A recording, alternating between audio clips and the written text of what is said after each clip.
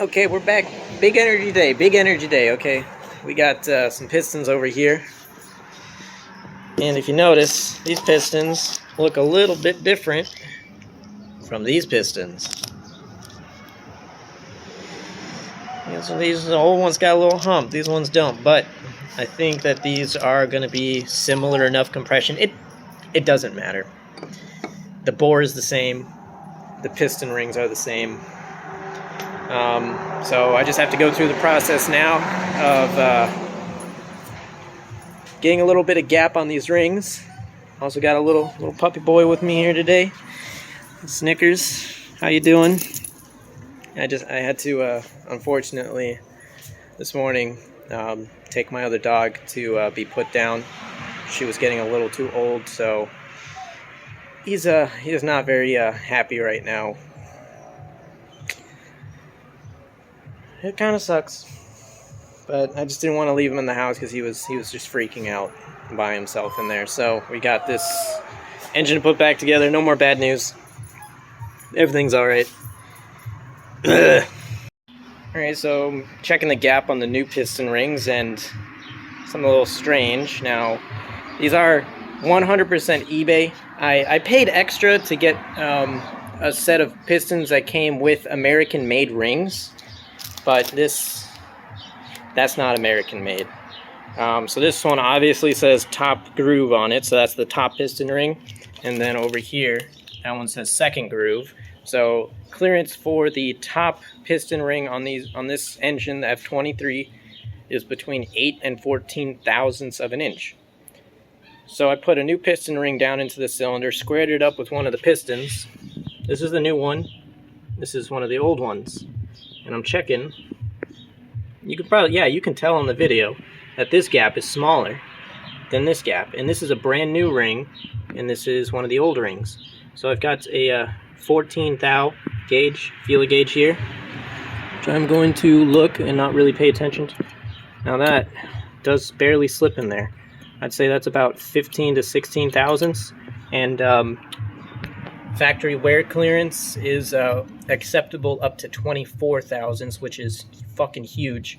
I was probably going to gap these rings up to 17 to 18 thousandths, but I don't even think I'm going to have to, because freaking, let me pull out an 18 thousandths gauge feeler here. See if I can get to that quick enough. So there's my 17 and 18 right there. Oh, it's hard to do with one hand. So I'm going to check with a 17 real quick. This new one slips right in there, no problem. So these rings are already out of spec, I think, way out of spec. So I'm going to check the maximum. If they're reaching the maximum, then that means that this... Oh, there we go. If they're reaching the maximum, then that just means that there's a big problem with these rings. Ooh.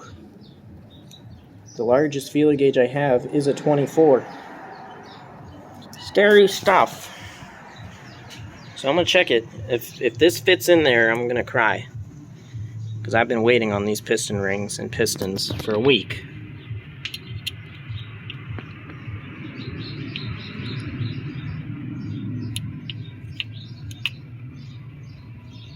It's a little tight, so it's way on the upper end of acceptable for a worn piston ring, but not anywhere near where a new piston ring needs to be.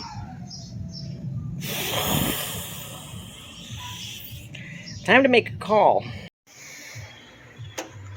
So yeah, the piston rings are at the top end of the worn spec. By top end, I mean beyond. So they're gonna be blow-by boys, which is fine.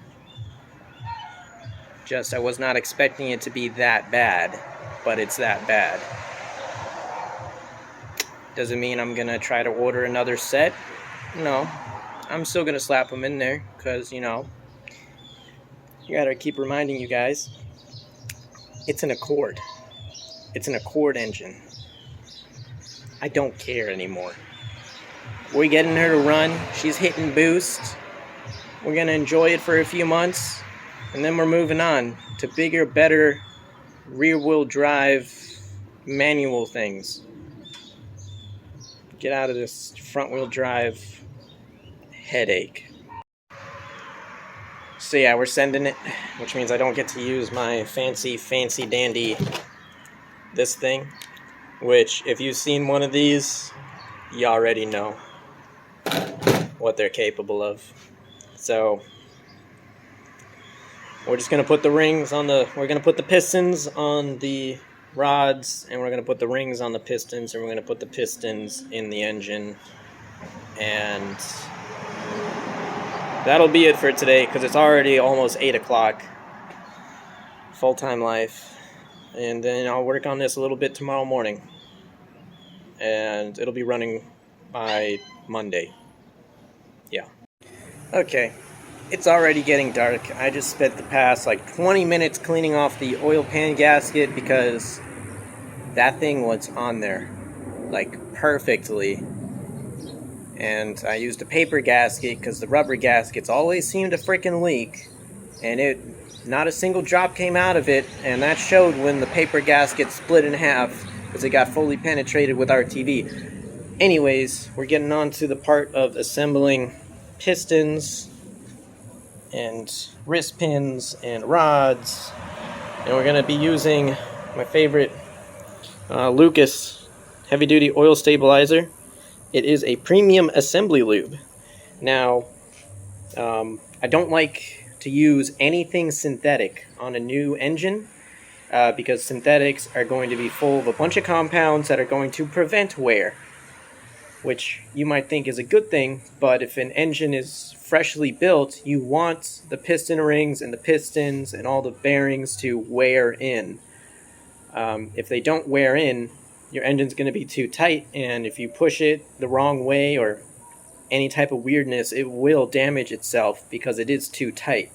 So I want this engine to be as sloppy as it can be, so it lasts not as long, but you can push more power through it, because the tighter it is, the less boost I'll be able to run. So we're going to go ahead and slap some of this beautiful Lucas heavy duty oil stabilizer on everything and start throwing this engine together. It's now almost 9 o'clock. Started this about 7, so a couple hours later. I got the wrist pins and pistons installed in the correct orientation on the correct rods in the correct order correctly. The one thing that's weird is the original pistons use these fucking junk ass just round wire circlips, which are aids. These ones are even worse. They just use regular old circlips, so I don't even know if these are going to hold up. It'll be fine. They're floating wrist pins, which is why I was able to do it here very easily, very quickly. So yeah, now I just got to assemble piston rings, piston by piston, and slap them in that block. Man, you can't even see the engine in this. It looks like there's no engine in this car, but it's there. It's just looks empty. Let's get to it.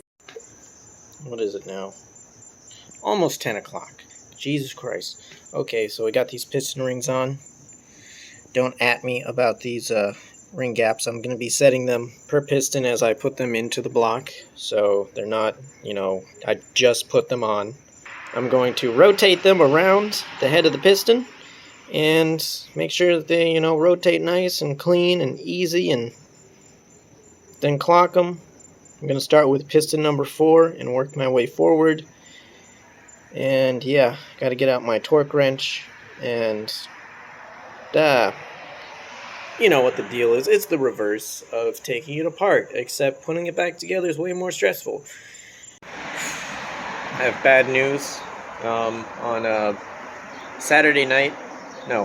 Sunday morning, I was out here working on the Accord, and I was tightening up the rod cap bolts, and for some weird reason, I can't explain how it happened, but I hurt my neck really bad.